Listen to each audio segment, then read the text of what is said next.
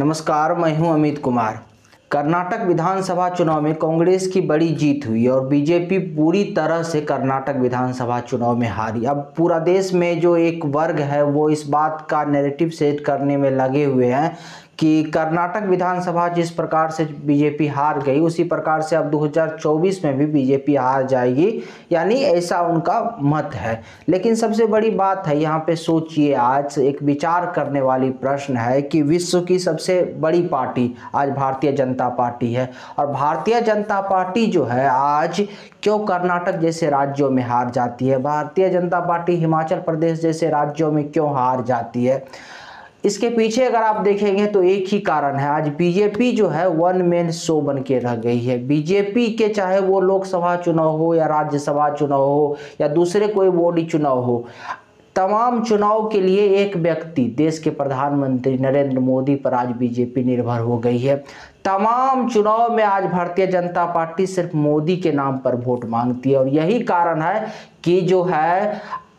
BJP का local leader तैयार नहीं हो पाता। बीजेपी जो है राज्य में अपने जैसे लीडर तैयार नहीं कर पाती, बड़े बड़े लीडर तैयार नहीं कर पाती। जैसे उत्तर प्रदेश में देखिए, आज उत्तर प्रदेश में जो है योगी आदित्यनाथ एक बड़े नेता के तौर पर उभरे हैं और योगी आदित्यनाथ अभी उत्तर प्रदेश में निकाय चुनाव हुआ, जिस प्रकार से कर्नाटक विधानसभा चुनाव का परिणाम आया उसी प्रकार से उत्तर प्रदेश में निकाय चुनाव का भी परिणाम आया और निकाय चुनाव में बीजेपी की बड़ी जीत हुई। 17 में से 17 यानी मेयर बीजेपी के जीत गए, यानी क्लीन स्वीप कर दी मेयर चुनाव में बीजेपी ने। तो अब समझ सकते हैं कि यहाँ पे उत्तर प्रदेश देख लीजिए, योगी आदित्यनाथ देख लीजिए या हेमंत बिश्व शर्मा जैसे नेताओं को देख लीजिए, अगर बीजेपी में है तो ये एक ऐसे नेता है जो अपने दम पर चुनाव को प्रभावित करते हैं, जो है अपने दम पर राज्य इकाई में ऐसे नेताओं में क्षमता है कि ये जो है राज्य में अपने दम से जो है चुनाव जितवा सकते हैं। लेकिन बाकी राज्यों में आज देख लीजिए, कर्नाटक जैसे राज्यों में देख लीजिए, पश्चिम बंगाल जैसे राज्यों में देख लीजिए,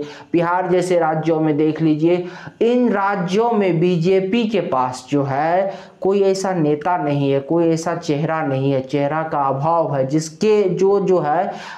जनता की जो मूवमेंट को है बीजेपी की तरफ कर सके, जो प्रभावशाली हो, जो वहाँ बहुत बड़ा प्रभाव रखता हो उस क्षेत्र में, जो वहाँ की लोकेलिटी का जो मुद्दा होता है उस मुद्दे को उठा सके। और जब इस प्रकार के जब नेता होते हैं ना, जो एक राज्य में बड़ी प्रभावशाली होते हैं, राज्य में वो कम से कम लोकेलिटी के मुद्दा को उठा पाते हैं, तो ऐसे में जो केंद्रीय नेतृत्व होता है, जैसे देखिए अगर एक समान प्लस जो होता है, एक अच्छा बैलेंस बना के अगर राज्य इकाई चलती है तो केंद्रीय नेतृत्व का भूमिका यहाँ पे ये होती है किसी भी चुनाव में कि केंद्र से अगर मोदी प्रचार करने आएंगे राज्य में तो वो प्लस में कुछ और प्लस ऐड कर देंगे। लेकिन जब राज्य में आप शून्य रहिएगा या राज्य में आप माइनस रहिएगा, राज्य इकाई में कोई नेता खड़ा नहीं होगा, राज्य इकाई में कोई बड़ा चेहरा नहीं होगा, तो केंद्र से आके एक नेता के दम पर, एक व्यक्ति के दम पर आप कितना जो है वोट मांगिएगा और कितना जो है एक व्यक्ति के नाम पर जो है आप चुनाव जीतिएगा। आज बीजेपी को जो है अपनी पार्टी की समीक्षा करने की आवश्यकता है, समीक्षा इस बात की भी करने की आवश्यकता है।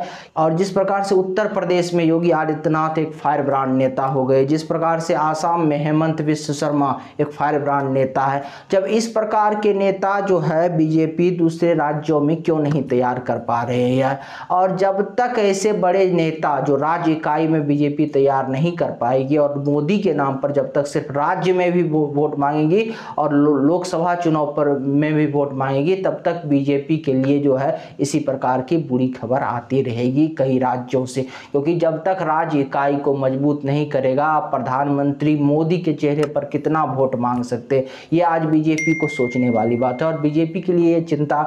की बात है कि बीजेपी जो है राज्य इकाई में बड़े नेता तैयार नहीं कर पा रहे हैं और पूरा के पूरा जो बीजेपी का आज देखिए राज्य इकाई है वो केंद्रीय नेतृत्व पर जो है पूर्ण रूप से आश्रित हो गई है। और कुछ लोग तो कह रहे हैं कि ये कर्नाटक का चुनाव हो गया, ये जो है 2024 का, कोई बोल रहा है सेमीफाइनल है, कोई बोल रहा है कि फाइनल है। लेकिन सोचने वाली बात ये है कि आप देखिए जो पिछले कुछ वर्षों में अगर आप देश के जनता का वोट करने का तरीका देखिए तो राज्य में जो चुनाव होता है उसके आधार पे जो जनता है वो वहाँ के लोकल इशू के आधार पे वोट करता है, और केंद्र में जो चुनाव होता है, जो सेंटर इलेक्शन होता है, प्रधानमंत्री पद के लिए चुनाव होता है, उसमें अलग पैटर्न वोटिंग का होता है। इसीलिए इस बात को यहाँ पे सिरे से खारिज किया जा सकता है कि अगर कोई पार्टी एक राज्य में चुनाव जीत गई या राज्य इकाई में चुनाव जीत गई तो उसी पार्टी की जो है केंद्र में सरकार बन जाएगी। लेकिन हाँ, कर्नाटक जैसे राज्यों में चुनाव जीतने से कांग्रेस की स्थिति जरूर मजबूत हुई है, कांग्रेस के कार्यकर्ताओं की स्थिति जरूर मजबूत हुई है,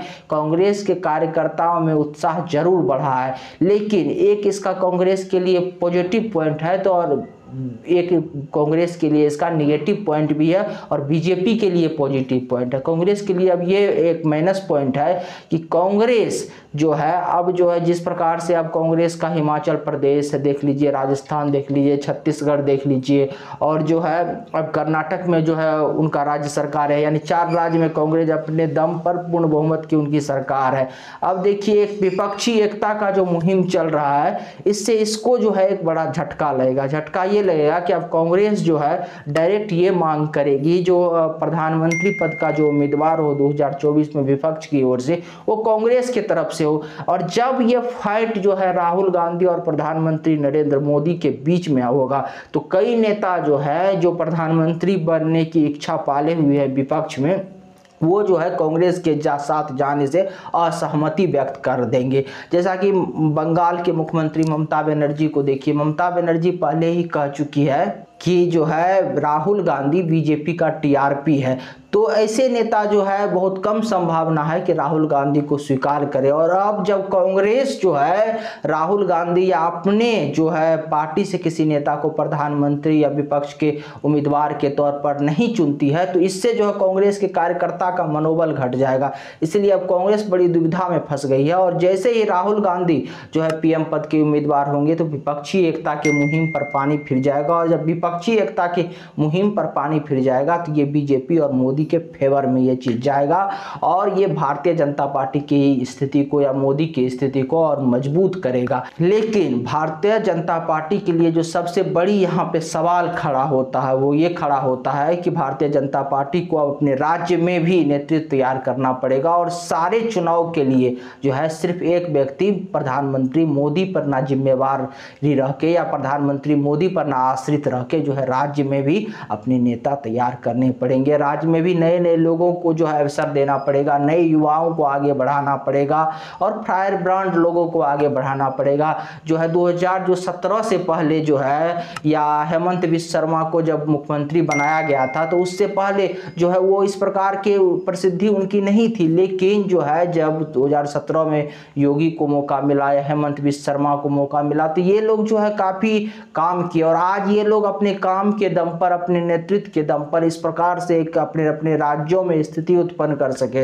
चुके हैं कि अपने राज्य में ये अपने दम पे बहुमत को प्रभावित कर सकते हैं, वोटर को प्रभावित कर सकते हैं। और ऐसे राज्यों में देखिए जब केंद्रीय नेतृत्व का थोड़ा जोर मिल जाता है तो किस प्रकार से 2022 में जो है बीजेपी की उत्तर प्रदेश में जीत हुई, तो बड़ी बहुमत से जीत हासिल होती है। लेकिन जब राज्य इकाई मजबूत नहीं होगी तो ये बीजेपी के लिए जो है ये फिक्रमंद होगा और बीजेपी के लिए इससे नुकसान आगे भविष्य में देखने को मिल सकता है। अगर आपको हमारी जानकारी अच्छी लगी तो चैनल को सब्सक्राइब कीजिए, वीडियो को शेयर कीजिए। नमस्कार, धन्यवाद।